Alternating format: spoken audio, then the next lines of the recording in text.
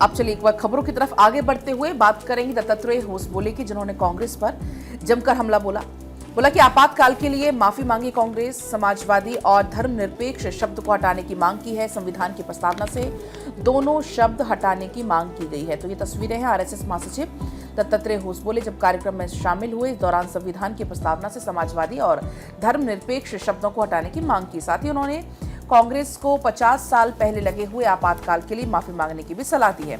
दिल्ली में एक कार्यक्रम था, जब वो संबोधित कर रहे थे, इन तमाम बड़ी बातों का जिक्र किया और ऐसे में कहा कि आपको बता दें कि होसबोले ने इस बात पर विचार करने की जोरदार वकालत की कि क्या आपातकाल के दौरान कांग्रेस सरकार की तरफ से संविधान की प्रस्तावना में जोड़े गए समाजवादी और धर्मनिरपेक्ष शब्द बने रहने चाहिए।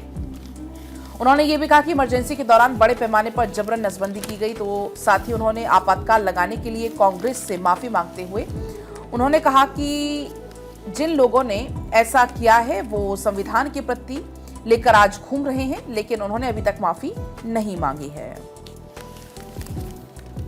आपातकाल के दौरान भारत के संविधान के प्रस्तावना में, प्रियम्बल में 2 शब्द जोड़े गए हैं। राय साहब, आप इस विषय के बारे में कभी बोलेंगे या लिखे तो मुझे मालूम नहीं है, देखता हूं। 2 शब्द जोड़े हैं।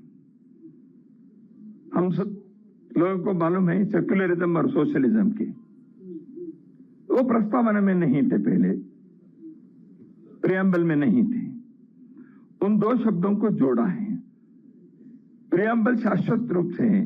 क्या सोशलिज्म के विचार आइडियोलॉजी के नाते क्या शाश्वत है भारत के लिए? सेक्युलरिज्म का शब्द संविधान में नहीं था, प्रस्तावना में जोड़ा है।